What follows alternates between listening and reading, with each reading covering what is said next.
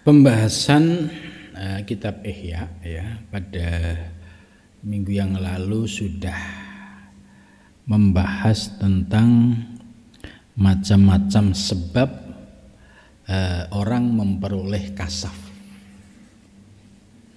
Jadi kasaf itu tersingkapnya mata batin ya, kemudian memperoleh anugerah bisa memandang kepada Allah Subhanahu wa taala. Menurut Imam Ghazali ternyata ada banyak sebabnya. Kemarin sudah dijelaskan, di antara sebab-sebab adalah at-tambih was-sama munabbah, yaitu dengan dia mengingat ya, tanbih. Tanbih itu kalimat seorang guru, di mana kalimat tanbih ini berisi wejangan ya, wejangan yang sangat mendalam, sehingga murid ini benar-benar berpegang teguh pada tanbih ini. Itu. Kemudian berikutnya taghayyurul ahwal wa musyahadatuha, yaitu terjadinya perubahan dimensi rohani yang dialami oleh seorang salik ya. Jadi seorang salik yang istiqomah dalam zikir dan riyadhah mujahadah itu akan merasakan perubahan-perubahan batiniahnya ya, seperti sebelumnya ya, itu tidak pernah zikir, kemudian dia istiqomah zikir, pasti merasakan dampak yaitu ketenangan batin, ketentraman hati gitu. Lah, ini yang disebut taghayyurul ahwal, perubahan ahwal pada seorang murid. Ketika ini terus dirasakan oleh seorang murid, maka akhirnya mendapatkan anugerah musyahadah. Musyahadah itu seorang murid yang mendapatkan anugerah bisa memandang segala objek, tapi batinnya mampu memandang, mengembalikan kepada Allah Subhanahu wa taala. Itu. Kemudian berikutnya yaitu sifaul qalbi ya, bening hatinya. Jadi bening hatinya. Seorang salik, seorang ahli tarik, kenapa harus zikir nafi isbat ya, la ilaha illallah atau zikir ismudat ya. Tidak ada lain tujuannya untuk membersihkan kotoran-kotoran batin ya, baik yang terkait dengan nafsu ammarah dan lawamah maupun hati yang dipenuhi dengan sampah-sampah duniawi. Karena ini penyakit batinnya ya, hanya bisa dibersihkan melalui teknik-teknik yang sudah teruji, yaitu teknik zikir atau teknik torekoh. Ini sudah teruji sejak zaman Nabi Muhammad ya, kemudian para sahabat Sayyidina Abu Bakar, Sayyidina Ali, sampai guru-guru para mursyid torekoh itu semua sudah merasakan. Jadi ini sudah empiris sekali. Seorang murid yang istiqomah dalam zikir dan riyadhah mujahadah pasti suatu ketika akan merasakan sifaul qalbi. Itu. Kemudian selanjutnya imbiasun nashatil qalbi biquwatis sama, yaitu bangkitnya gairah rohani dengan biquwatis sama, dengan dorongan sama ya, mendengarkan sebuah alunan musik atau musik-musik religi yang bisa menggugah kesadaran hati kita, sehingga akhirnya ada nangis, ada sedih, ada rasa penyesalan gitu ya, seperti kayak ilahilas tulil firdausi ahla. Ini kalau direnungi maknanya, kemudian intonasinya juga menggugah hati gitu. Ini akhirnya mata dengan sendirinya itu ya keluar air mata. Ingat dosa-dosanya, ingat ya panasnya api neraka. Nah, ini yang disebut biquwatis sama, muncul kesadaran. Itu. Kemudian selanjutnya wa amalul qalbi al istighfar, yaitu hati yang sudah memperoleh yaitu kasaf, ketersingkapan, sehingga hati ini ya mampu memandang segala yang dipandang kembali kepada Allah dan merasakan asror ilahiyah, yaitu rahasia ketuhanan. Kemudian selanjutnya yaitu ada bentuk birru'ya idza kana fil manam. Mimpi ya, mimpi bagi para salik ini sebuah pengalaman yang disebut dengan intersubjektif. Jadi para salik yang istiqomah di dalam pengamalan zikir dan riyadhah itu akan merasakan pengalaman-pengalaman rohani berupa mimpi. Mimpi di wilayah rohani. Kalau dia salik yang istiqomah, mimpi-mimpinya itu adalah sebuah hak, sesuatu yang hak, yang benar. Tapi kalau ya dia ya istilahnya anget-anget tai ayam ya sesuka-sukanya, ya itu sulit untuk memperoleh itu. Andikan misalkan mimpi, ya mimpinya mimpi hanya sekedar istilahnya mimpi biasa, mimpi karena faktor memiliki keinginan yang kuat gitu. Nah, ini bukan mimpi yang hak. Kalau seorang salik, seorang ahli thariqah, andai ya, dia merasakan anugerah mimpi, mimpi itu ya sebuah peristiwa yang nyata, bukan hanya sekedar sebuah mimpi itu. Kemudian berikutnya,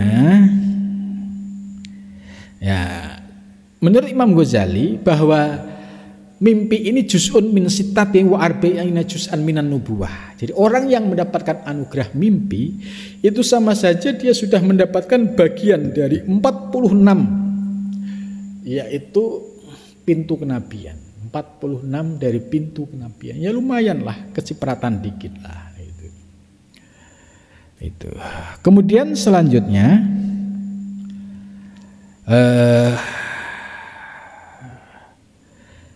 yaitu munculnya sautul hatif. Ya, sautul hatif itu suara bisikan yang muncul dari dalam diri kita, hati kita. Nah, sautul hatif ini tergantung dari orangnya.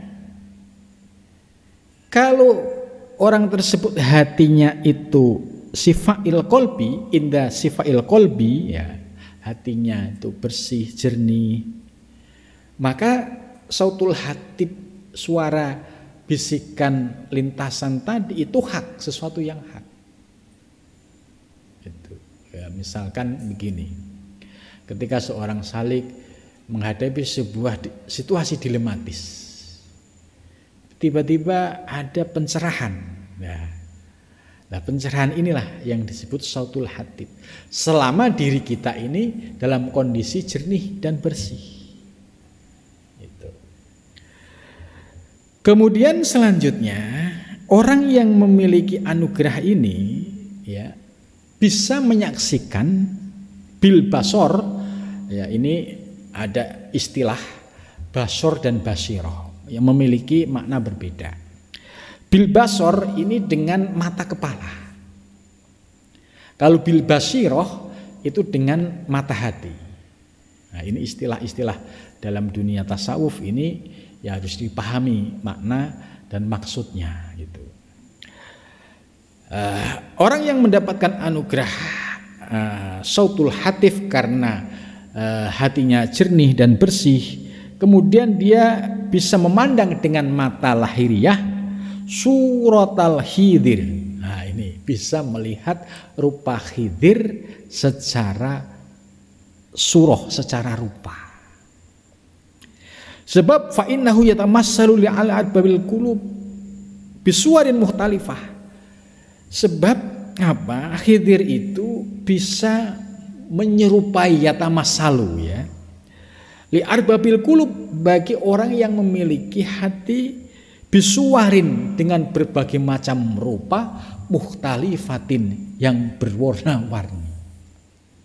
Jadi hati-hati ya bagi para salik ini, potensi ya untuk ketemu dengan Khidir itu ada ketika hati kita sudah jernih dan bening. Hanya saja Khidir ini oleh Imam Ghazali memiliki berbagai rupa, dan ini ya tidak bisa disamakan antara si A melihat, si B melihat gitu. Tapi kembali dengan arbabil qulub ya, tingkat kualitas kejernihan hati seorang murid itu. Kemudian selanjutnya yaitu firasat ya, firasatul mukmin, intuitif ya. Jadi menurut hadis ini, ittaqu firasatal mu'min fa innahu yangduru binurillah. Jadi ittaqu, takutlah, firasatal mu'min, yaitu firasatnya seorang mukmin, fa innahu, maka sesungguhnya firasatul mukmin yang duru melihat binurillah, dengan cahaya Allah. Ya, firasatul mukmin itu seperti apa? Yaitu seperti sebuah ungkapan ya bagi orang yang mencapai kualitas kebersihan, atau tanda kutip beliau adalah seorang wali ya, min auliyaillah, waliyun min auliyaillah. Kemudian beliau memiliki sikap dan pandangan membaca sebuah situasi yang akan datang. Maka ketika beliau berpendapat, berkata, menyampaikan analisanya, maka itu memiliki potensi kebenaran tinggi. Sebab beliau yang duru binurillah, orang-orang yang bersih hati dan jiwanya itu akan mendapatkan yang duru binurillah. Itu berbeda dengan dukun. Itu kalau dukun ya minal termasuk orang-orang yang dalam kegelapan ya, minad dulumat. Bagaimana kok minad dulumat ya? Dukun yang mana ada dukun yang ahli zikir ya, ahli tirakat. Ahli tirakat ada, mungkin ahli zikirnya. Kemudian juga tidak memahami ilmu-ilmu terkait dengan tasawuf, kemudian tauhid yang sesuai dengan ajaran Nabi. Maka kalau dia menyampaikan analisis terhadap prediksi pada masa yang akan datang, ini potensi untuk meleset itu tinggi gitu. Nah, misalkan biasanya rame-rame kalau menjelang pilpres itu banyak yang merasakan firasat-firasat ini. Nah, ini bisa dilihat kalau dia itu hatinya jernih, bersih, ya firasatnya itu banyak menemukan, banyak sesuai dengan kebenaran. Tapi kalau dirinya masih dipenuhi dengan hawa nafsu ya, maka firasat itu ya tidak yang duru binurillah itu. Jadi jangan sampai kita gampang terjebak. Si A ngomong begini, si B ngomong begini, saya sudah mimpi, saya sudah begini. Ya, ini bisa dilihat tingkat kejernihan hati orang tersebut, atau bisa dilihat dari indikasi tingkat keistiqomahan dalam zikir dan riyadhah mujahadah. Kalau dilihat dari sehari-hari dia orang yang warok, zuhud dan istiqomah, ya ini untuk yang duru binurillah ini potensinya tinggi sekali. Tapi kalau orangnya hanya ya sekedar sebagai penceramah, zikir juga ya boleh dikatakan nggak punya kaifiat zikir, apalagi paham ilmu-ilmu tasawuf dan tarekat, kemudian merasa mimpi. Nah, ini kalau dari teori ini sangat jauh ya dari kebenaran. Ya, pasti itu hanya istilahnya kalau bahasa Jawa entut munjuk. Entut munjuk itu dia punya keinginan yang sudah menguat dalam dirinya, apalagi keinginan ini ada indikasi punya keuntungan, disampaikan kepada salah seseorang yang punya kepentingan. Kalau sudah begitu niatnya ya pasti meleset, ya. Ini. Jadi Imam Ghazali sudah memberikan petanya. Mana sih yang firasatul mukmin, yang memiliki anugerah fa innahu yang nuru binurillah, dengan ya firasatul mukmin yang tadi tidak memenuhi persyaratan untuk mencapai kualitas syifaul qalb tadi. Ternyata syifaul qalb ini menjadi kunci utama itu. Kemudian selanjutnya ya, terkait dengan wa ila misli hadzal kasaf ya, al isyarah bi qaulihi alaihi salatu wassalam. Dan termasuk yang menyerupai kasab itu isyarah.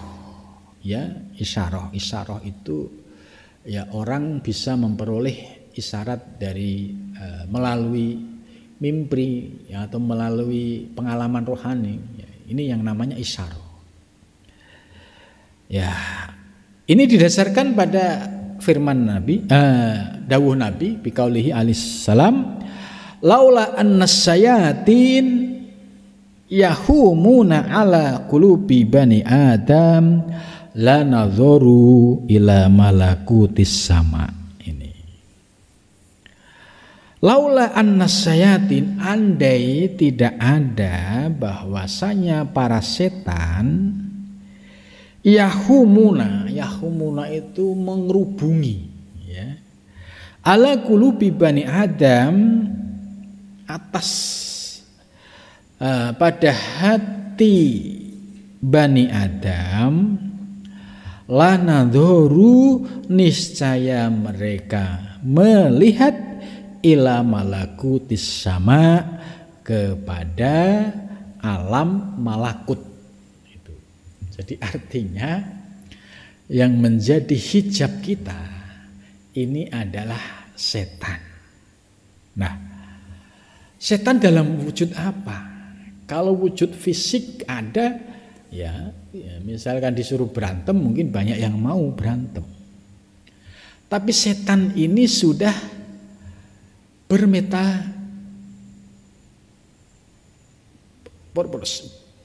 berubah masuk ke dalam diri kita melalui aliran darah. Jadi yajri majrud dam. Terus dilihat mana setan? Nggak ada. Tapi pengaruh setan itu nyata di dalam diri kita.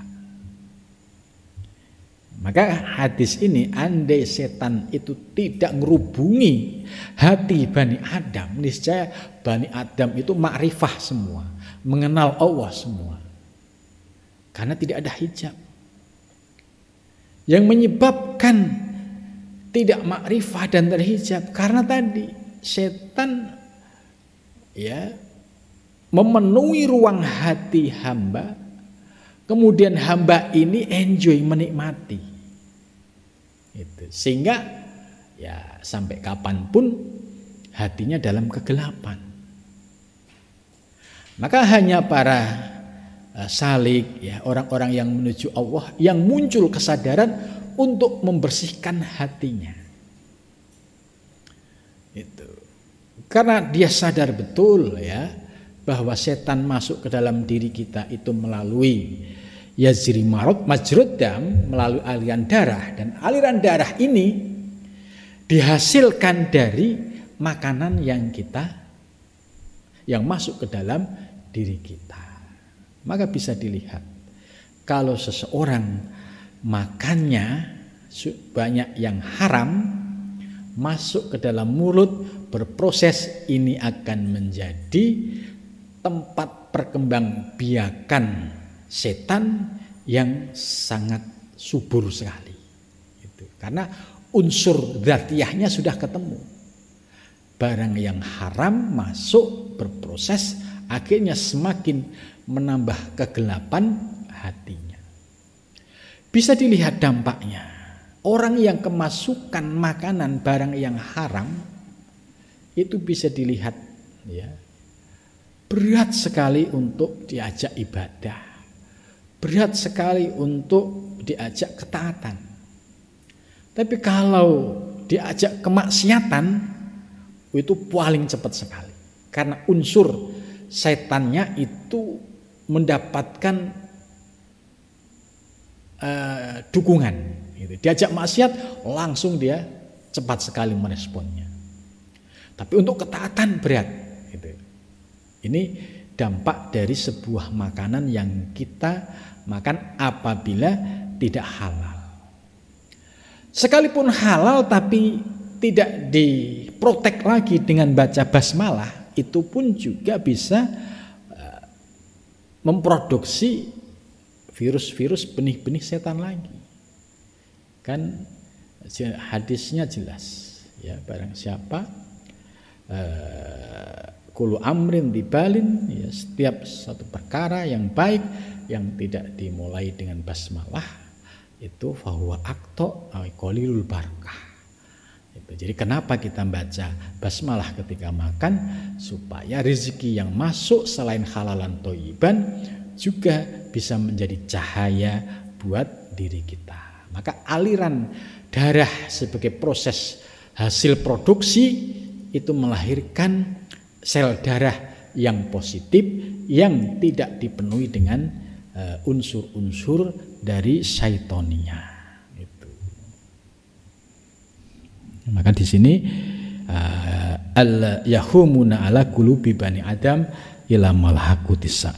Wa inna matahum, dan sesungguhnya memenuhi atau ngerubung asyayatin syaitan alal qulub atas hati idza kanat mashunatan bisifatil matmunah, apabila muncul sifat-sifat yang tercela gitu. Jadi sudah otomatis munculnya sifat tercela di dalam diri seorang anak manusia, munculnya sifat tercela itu karena di dalam dirinya, hatinya khususnya itu masih dipenuhi oleh setan.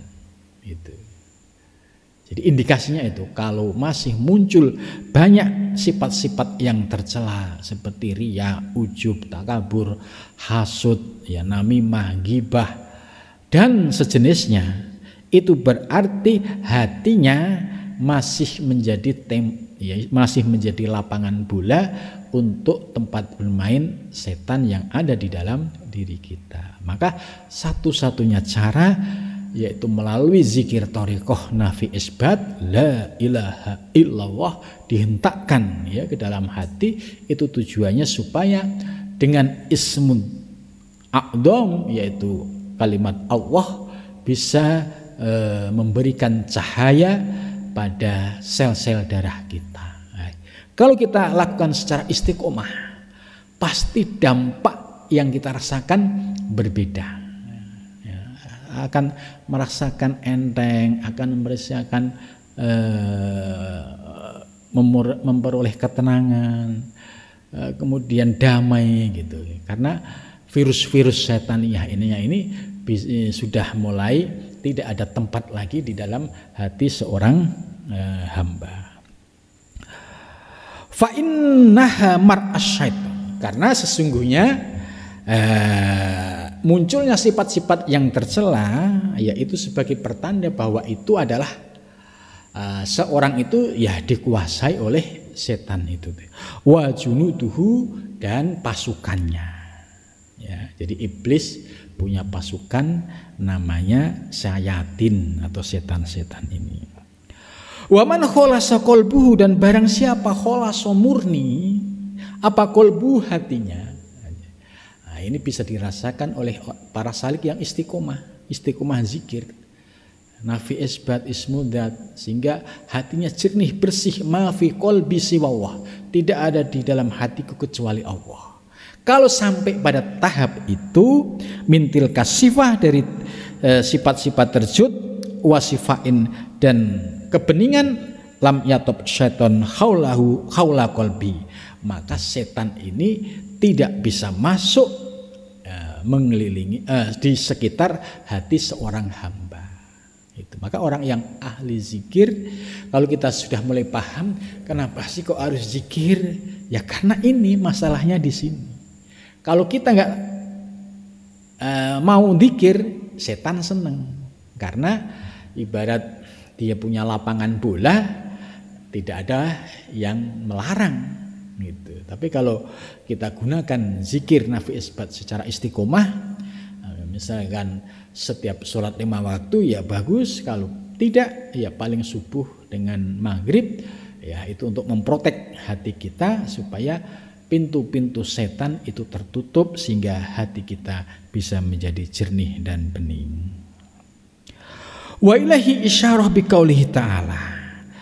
Dan ini diisyaratkan sebagaimana firman Allah Subhanahu wa taala, illa ibadaka minhumul mukhlasin. Gitu. Jadi iblis ini sudah bersumpah, wallahi demi Allah, la uhwiyannakum, sungguh akan aku tipu, akan aku sesatkan seluruh anak cucu Adam. Baru illa ibadaka, kecuali hamba-hambamu, minhum, antara mereka, al-mukhlasin, yaitu hatinya yang sudah jernih gitu. Jadi selama hati kita belum jernih, maka sejak itulah kita harus sadar perlu istiqomah mengamalkan zikir. Jadi tidak pernah sia-sia kalau kita mengamalkan zikir secara istiqomah. Wa biqaulihi ta'ala, dan dengan firman Allah Ta'ala, inna ibadi laisa laka alaihim sultan, inna ibadi, sesungguhnya hambaku, laisa, tidak ada laka bagimu, alaihim, atas mereka, apa, sultanun, sultan. Wassama sababun lisafil qalbi wa wasyabqatul haqi wasyatis sofa. Jadi kembali bahwa akar yang menjadi terbukanya kasyaf, terbukanya firasat, terbukanya syuhud, ternyata titiknya ada di dalam hati kita. Apabila hati kita jernih, bening, maka memiliki dampak, yaitu melahirkan berbagai macam anugerah seperti anugerah kasyaf, mudah syuhud, kemudian mendapatkan firasat dan mendapatkan mimpi-mimpi yang hak sebagaimana dijelaskan oleh Imam Ghazali. Mudah-mudahan kita diberikan istiqomah dalam menyucikan hati kita dan nafsu kita dari kotoran-kotoran batiniah. Dengan demikian mudah-mudahan kita bisa merasakan yang disebut dengan anugerah rohani tadi. Amin ya rabbal alamin. Mari kita lanjutkan dengan zikir.